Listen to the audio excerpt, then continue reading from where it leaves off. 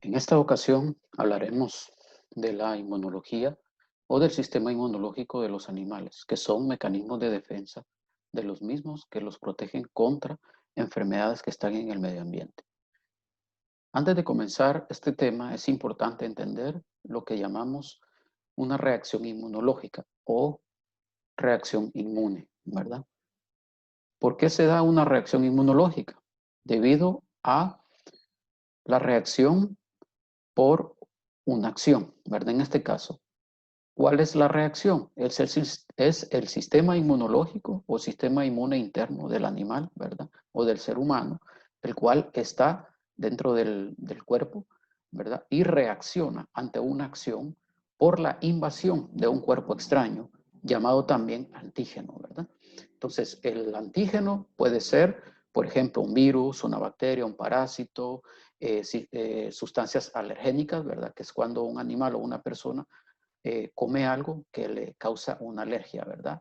Puede ser también una sustancia química, una sustancia tóxica, ¿verdad? Que va a causar una reacción inmunológica, ¿verdad? Entonces vamos a ver condiciones del animal en las cuales va a enfermarse, ¿verdad? O va a tener ciertos síntomas debido a esa misma reacción inmunológica. ¿Y cuáles son los anticuerpos, verdad? Que es el que compone el sistema inmunológico.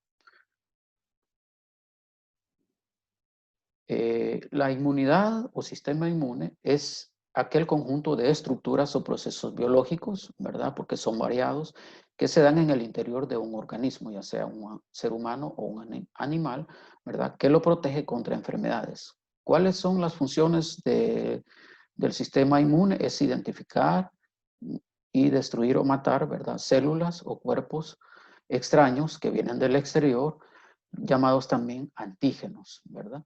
Cuando hablamos de cuerpos extraños, hablamos también de un antígeno o patógeno. La particularidad del sistema inmune es que detecta una amplia variedad de agentes, ¿verdad? O de antígenos patógenos, como ser virus, bacterias, toxinas, hasta parásitos. Y se necesita distinguirlo de las propias células del organismo, ¿verdad? O de tejido sano del mismo.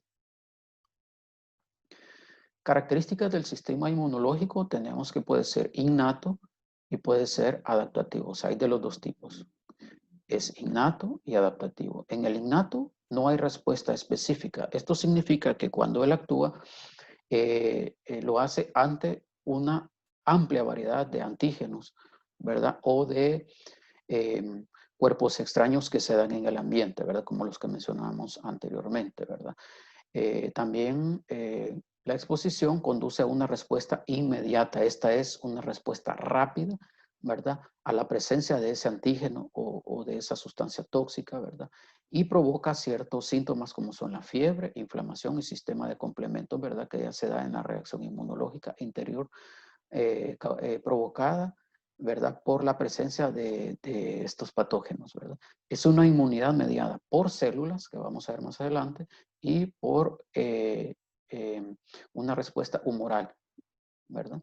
O provocada por anticuerpos, que también vamos a ver más adelante. No hay memoria inmunológica. El sistema inmunitario innato tiene una ventaja, que ese es el primero que actúa ante la presencia de sustancias externas o patógenos externos que entran al organismo, ¿verdad? Es la primerita, ¿verdad? Y también actúa inmediatamente, ¿verdad? En el caso del sistema inmunitario adaptativo, como su nombre lo dice, se adapta. Tiene una respuesta específica contra patógenos y antígenos. Decíamos que en el innato no hay respuesta específica, pero en el caso del sistema inmunitario adaptativo sí hay, ¿verdad? Respuesta específica contra patógenos y antígenos que vamos a ver más adelante cómo se da. Demora entre la exposición y la respuesta inmune. Esta puede ser inducida, por ejemplo, por vacunas, ¿verdad? Cuando uno aplica una vacuna a un animal, ¿verdad? Que éste empieza a estimular el sistema inmunológico o a provocar una reacción del sistema inmune. ¿Ok?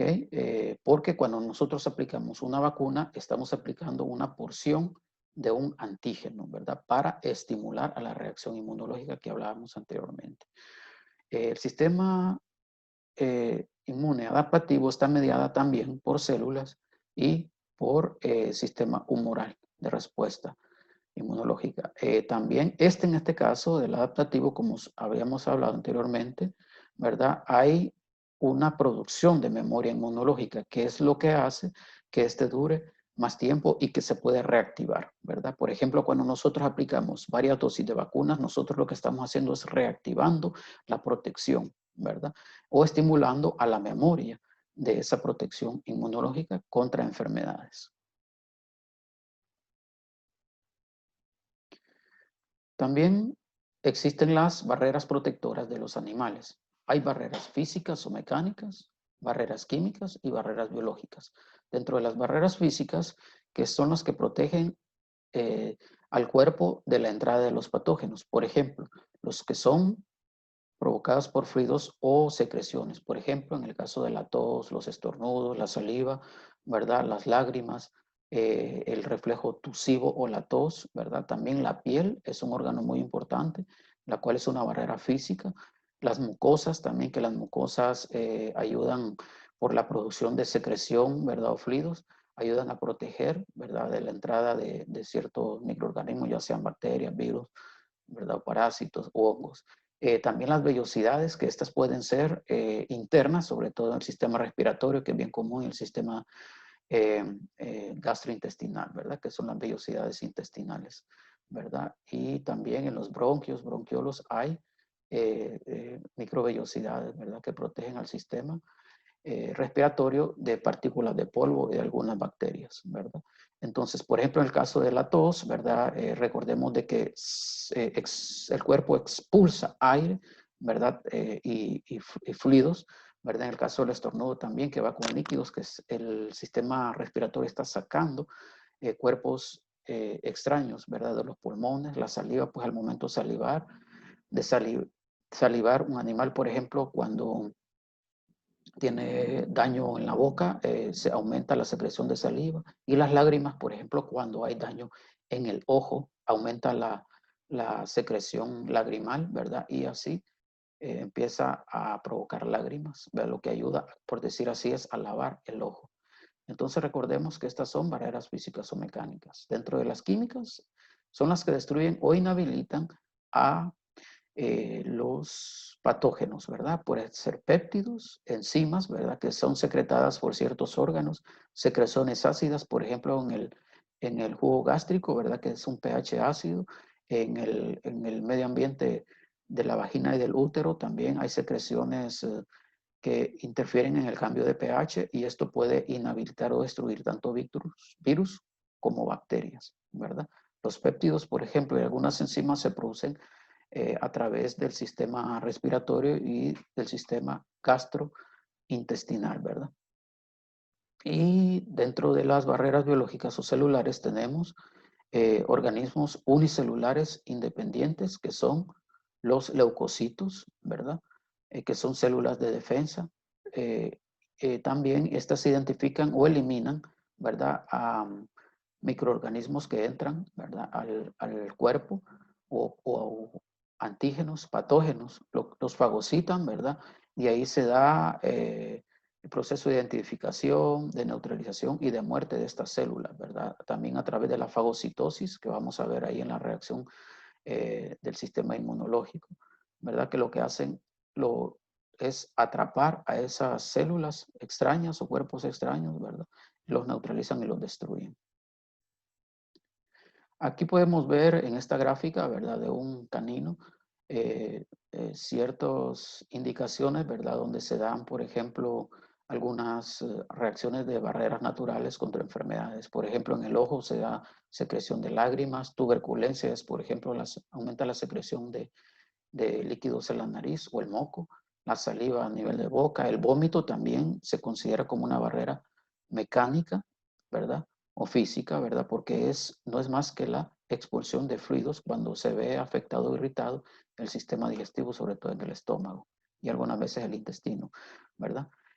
Por ejemplo, en el caso del intestino es más común que se dé las diarreas, que las diarreas se consideran, ¿verdad?, como un sistema de barrera natural de tipo físico, porque aumentan los líquidos dentro del contenido intestinal y salen a través del recto para expulsar bacterias que provocan o virus que provocan, ¿verdad?, daño en el intestino.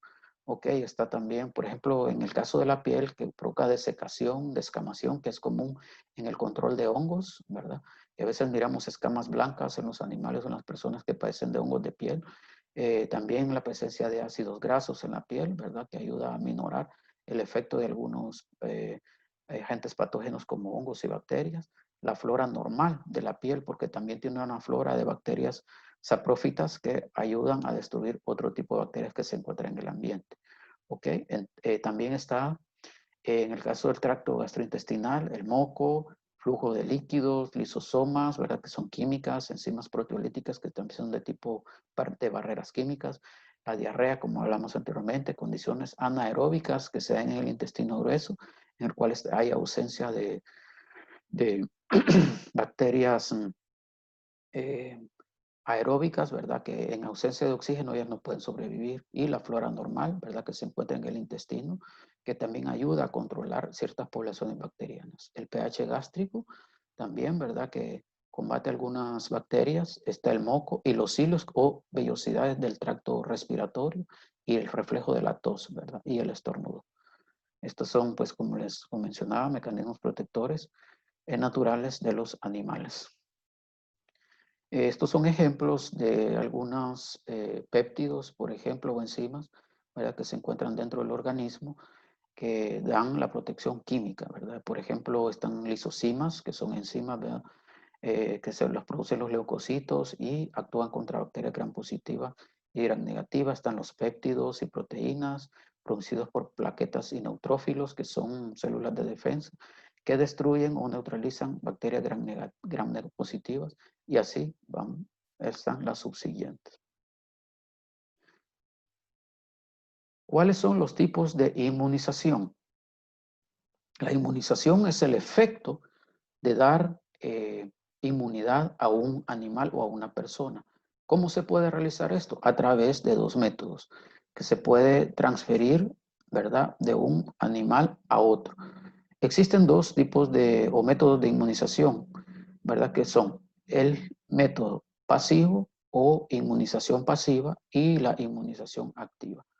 La pasiva provee protección inmediata. Recuerden, como hablamos anteriormente, del sistema inmunológico innato, ¿verdad? Entonces, la inmunización pasiva es de tipo innato, ¿verdad? Que puede ser temporal debido a que este dura poco tiempo debido a que se cataboliza porque es compuesto por proteínas y se transmite de un animal resistente a un susceptible, o sea, de la madre a la cría, a través del calostro, que es la primera leche, ¿verdad? Que la madre produce recién parida y que la da a sus crías, ¿verdad?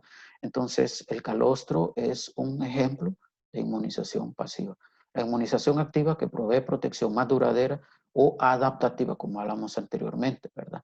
Esta se adapta, ¿ok? Entonces la inmunización activa, ¿verdad? Es más lenta en desarrollarse, ¿verdad? No da protección inmediata en comparación como lo hace la pasiva, pero tiene una particularidad, ¿verdad? De que produce inmunidad de memoria, ¿verdad? O sea, su acción es de a largo plazo o es de larga acción.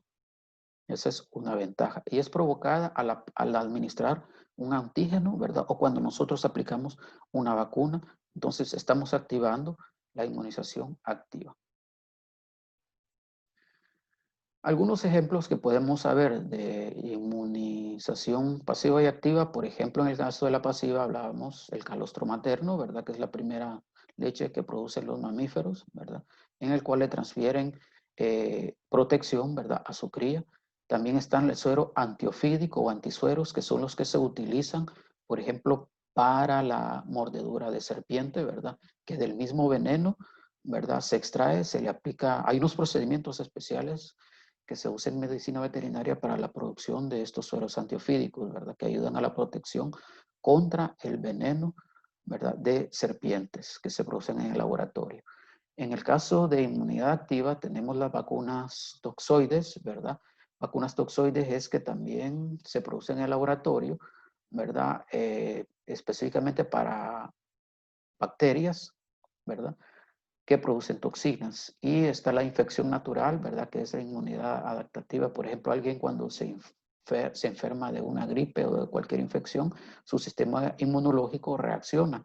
Entonces empieza a adaptarse y a destruir ese agente patógeno y se adapta, ¿verdad? Entonces cuando ya le vuelve a dar, por ejemplo, una gripe, está ya más protegido, ¿verdad? Y no llega a afectar tanto al animal o a la persona.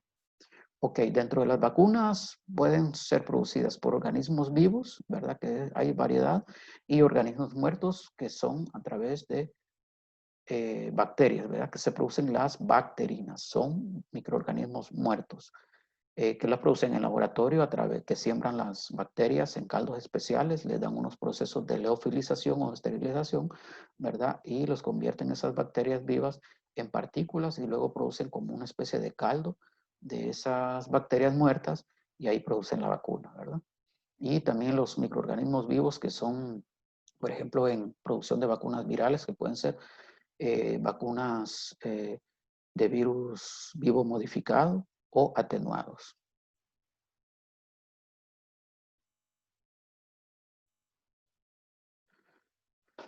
Para poder explicar la inmunidad activa y la inmunidad pasiva, ¿verdad?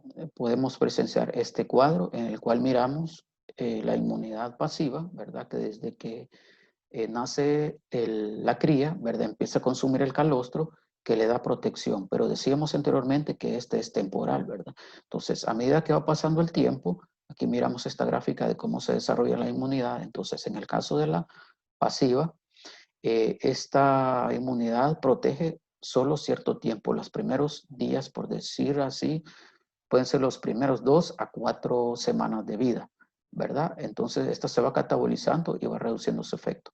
Pero, sin embargo, nosotros tenemos que tomar en cuenta la inmunidad activa, ¿verdad? En la cual se activa a través de la aplicación de programas de vacunaciones en el cual nosotros vamos a activar esa inmunidad, ¿verdad? Provocando una reacción inmune, ¿verdad? Ante la presencia de antígenos o patógenos que están en el medio ambiente, ¿verdad? Recordemos que el medio ambiente es donde se encuentran las enfermedades y cuando entra en contacto el animal con ellos, entonces él, si se le aplica la vacuna correcta, ¿verdad? Está protegido debido a que se le aplicó los antígenos que ustedes pueden ver aquí o las dosis de vacuna, ¿verdad? O los refuerzos. Entonces activan al sistema inmunológico, ¿verdad? Para protegerlo contra esas enfermedades que están en el medio ambiente. ¿Por qué forma? Anticuerpos. Este es otro ejemplo para ver más que todo la protección, ¿verdad? Aquí miramos la raya ¿cómo se llama? Recortada, ¿verdad? Que son inmunoglobulinas adquiridas pasivamente a través del calostro, ¿verdad? Solo funcionan en los primeros días de vida y luego por la aplicación de dosis de vacunales activan la inmunidad activa. Entonces se mantiene siempre un umbral de protección a través de la vida del animal. Este es para hablar más específico en relación a la inmunización activa, ¿verdad? Cuando nosotros aplicamos la primera dosis de vacuna, ¿qué es lo que sucede? Nosotros estimulamos el sistema de defensa a través de un antígeno, que puede ser de un virus o de una bacteria, ¿verdad? Que se encuentra en una vacuna. Entonces, aplicamos esa vacuna y ¿qué es lo que va a suceder? Va a activar el sistema inmunológico. Recordemos anteriormente que hablábamos de la reacción antígeno-anticuerpo, ¿verdad? O la reacción inmunológica. Entonces, ¿qué se va a aumentar?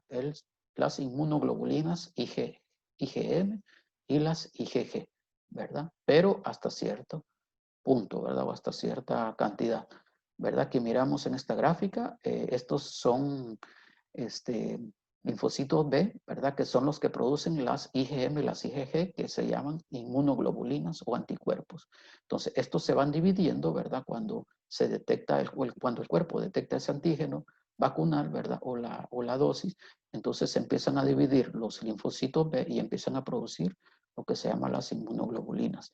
Después de que hacemos una segunda aplicación o un refuerzo, empieza el mayor aumento en la reproducción de los linfocitos y si se aumentan más linfocitos, hay mayor producción de inmunoglobulinas. Aquí podemos ver que aumenta la cantidad de las IgG, generalmente, ¿verdad?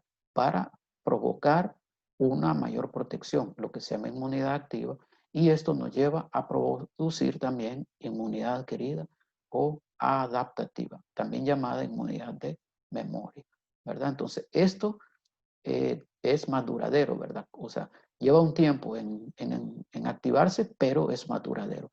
Lo que sí es importante tomar en cuenta que no es eterno. Entonces, siempre tenemos que estar haciendo los refuerzos de vacuna porque va a llegar un momento que esto se va a reducir y va a quedar desprotegido el animal. Por eso es importante esta gráfica para que nosotros entendamos el proceso de inmunidad cuando nosotros utilizamos un programa de vacunación, ¿verdad? Esta es la reacción o lo que sucede en el animal cuando aplicamos una dosis de vacuna, ¿verdad? Entonces, por eso es importante los refuerzos para mantener activo el sistema inmunológico. La respuesta inmune. Esta puede darse de dos maneras, de tipo humoral y de tipo celular, que es la que funciona con los procesos que hablamos anteriormente. La humoral es mediada a través de los anticuerpos. Humoral, mediada por anticuerpos. Celular, como su nombre lo dice, es mediada por células de defensa.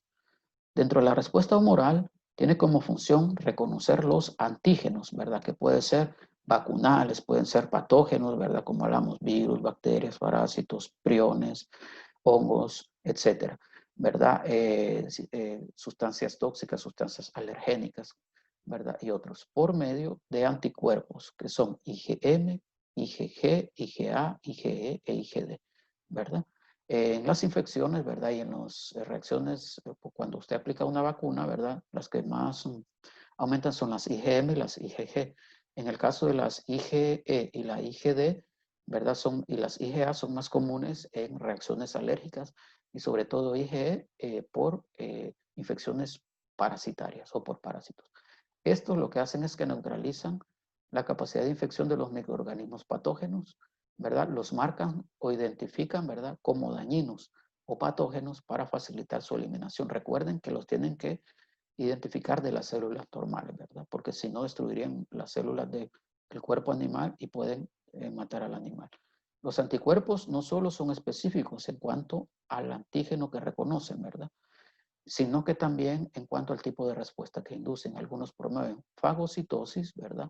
Y otros dificultan la secreción de mediadores químicos, histamina y serotonina, que participan en la respuesta inflamatoria, ¿verdad? Por ejemplo, cuando alguien tiene una lesión o un golpe, ¿verdad? Hay una reacción inflamatoria, ¿verdad? Es debido a que se activa, ¿verdad? El sistema inmunológico, ¿verdad? Y actividad de complemento que se da en la reacción inmunológica.